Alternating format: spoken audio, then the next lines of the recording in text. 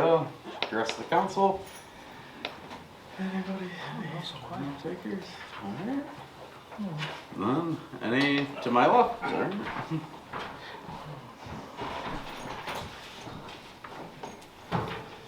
Well, happy to announce that starting tonight, the Ellendale City Council meetings will be broadcast live on social media and recorded so that other people in town get a chance to see and hear what happens here and a little more transparency. And hopefully it'll bring more people down on a regular basis to participate in the process.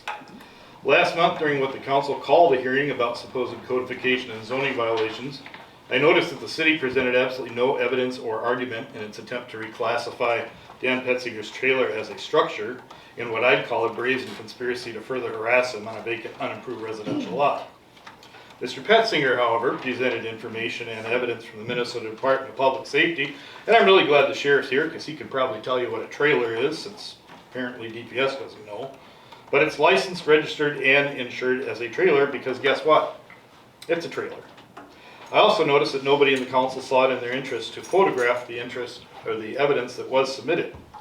And then according to Minnesota Building Code, a structure, by the way, is defined as any building, appurtenances, including decks, meaning that it encompasses any building suitable for human shelter, along with, or connected to, or attached to components like decks, essentially referring to a constructed element on a property that requires a building permit. And being that in your codes, you reference the state building code at least several times, I'm glad that we can now all agree that a trailer is not a structure. Thank you, I appreciate you nodding in approval. Trailers, whether they're purchased from a dealership or an individual, need to be properly licensed and registered through DPS.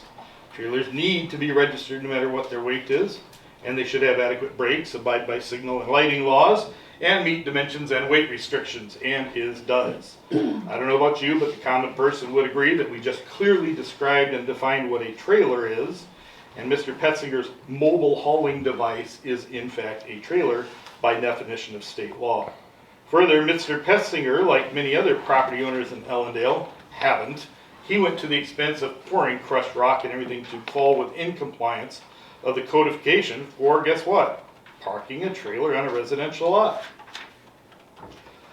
Latches is a legal doctrine that some of you may not understand, and I'm not trying to insult you. I know the attorney will, and he's familiar with American jurisprudence, whereby one has allowed such egregious codification and zoning violations for so long on something that it implies that a council isn't going to enforce those rules, and it allows others to make decisions and act within that belief, especially when other violations have continued for 15 years on the very same piece of property.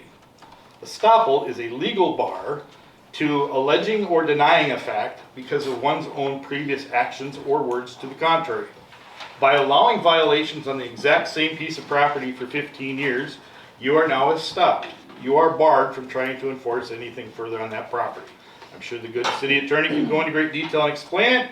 Frankly, I don't know why he didn't see it coming, but my educational 3 minutes is up, and mine was free. Alright, thank you. I'd like to speak.